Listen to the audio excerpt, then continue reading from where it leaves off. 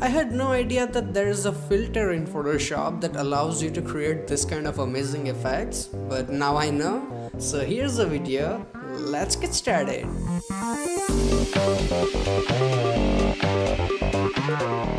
Hey, what's up guys, Dhruval here back with another video, and as you can see, this is the final output and this is the original image that I'm going to use. I will also use this texture, and if you want to use any of these images, the download link is in video description, so feel free to use it. Now to create this effect, first thing I will do is double click on my background layer and unlock it. Now I need to make a copy of it, so I'm gonna press Ctrl J. So as you can see, we have a copy here. Now it's time to apply the filter, so I'm gonna go to filter, and there you have this option for stylize here, and there you have extrude. Now you cannot see the live preview, but here's the simple logic. This is blocks, this is pyramid, so this will be triangles and this will be squares. And for the size and depth, the bigger the numbers, the thicker and longer streaks you will create. I'm going with 20 and 40. It's 30 by 30 I think by default, but for me it's 20 and 40, and always select random for this effect, and then I will go and hit OK. So as you can see, it has created this really weird looking output. Now you cannot control like how much pyramids, the squares do you need. You have to roll with whatever the Photoshop gives you. So this is what we got, and now we have to utilize this. So here's what I'm gonna do, right? First of all, I will apply a layer mask. This third icon you see here, apply that and select your mask and then press Ctrl I. And if you are on Apple system, press Command I. So basically this mask will hide everything on this layer, but it is still there, okay? So now I'm gonna select my brush tool and I will make sure that my foreground color is completely white. Now make sure you have selected the mask. The image and mask, they are different things. So I have selected my layer mask and I have white color here with 100% opacity. Now I will make my brush slightly bigger. I'm using my bracket keys to make it bigger and smaller. Now you have to paint with white color wherever you need this effect, as you can see. So I need this on the hair and a little bit on the forehead. Now don't worry about the outside area. I know the brush is really soft and you have to keep it soft. So don't worry about the outside area. Just paint it in the areas where you need it. So I'm gonna paint a little bit here on the dress and also a little bit here. If you wanna see, let's look at it. My hardness is completely 0%. So let's go and start painting here again. So take your time and paint it really nicely.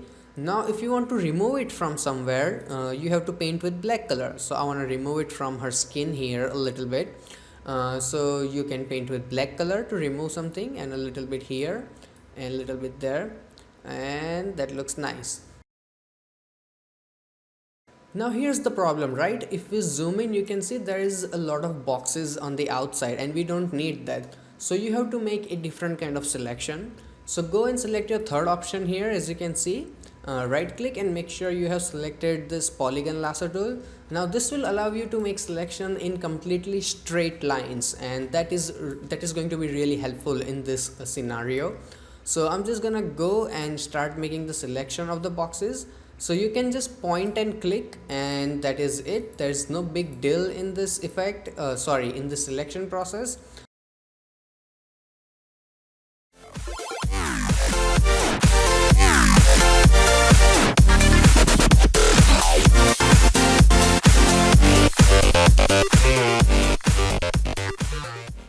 So as you can see, I have done the best selection I can do for now. So when you are done with the selection, just go and whenever you want to close it, just double click and it will make a selection of it. See, it's simple as that. Now go and select your brush like every time, and we want to remove it, right? So we will paint with black color in layer mask.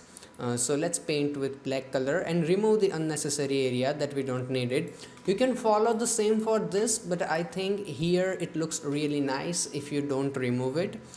So now I'm gonna go to select, and then I will go and select deselect. So here comes the important part, okay, for this area. So all you have to do is just keep your brush really soft and paint with black color until you remove the dark parts that will be created because of the eye, because it's really dark. So you have to match it with the foreground as nicely as possible. A simple soft brush will do the trick for you. It's not a big deal, believe me. So the basic output is ready and it looks really nice. Now it's time to give it some more depth. You can keep it here, it's your personal choice. But what I would like to do is create a new blank layer from this second last icon. Then I will press Ctrl, Alt, Shift and E. So what it will do is create a JPG of the image that we just created inside Photoshop. Then I go to filter and then I go to filter gallery. Let's zoom out so you can see properly. So in the filter gallery, what I like to do is make sure that my edge thickness is 0 and the posterization that's on maximum, and the edge intensity is as minimum as possible. So here we have 1%. That looks really nice, and then go and hit OK. So now if we zoom in and if I turn it on and off, you can see it gives us that really cool effect, and it separates the boxes, the extrude effect, really nice. So it looks really good. So the basic effect tutorial is over here, and now I will apply a texture to make it look better. So if you wanna continue, please keep watching. So here we have the paper texture, and now I'm gonna press Ctrl A, Ctrl C to copy it. I will come back here and I will press Ctrl V. Now the texture is really small, so I will press Ctrl T and let's rotate it first. I will hold on my shift key so we can rotate it real nice. Then I will press Alt and Shift, and then I will make it bigger. See, now I can make it bigger from both sides, like all the sides at once. And then I will go and confirm it. Then I will change its blending mode to multiply. Now as you can see, it is really dark and I don't want it on the woman. So I will go and select this third option here, the layer mask. Select my brush tool, and what do? We use black color to remove something in the layer mask. So I will remove it from the model because I don't want it there. So let's go and remove it as nicely as possible. I like to keep some of this on the edges because it blends really nice, and let's do it here.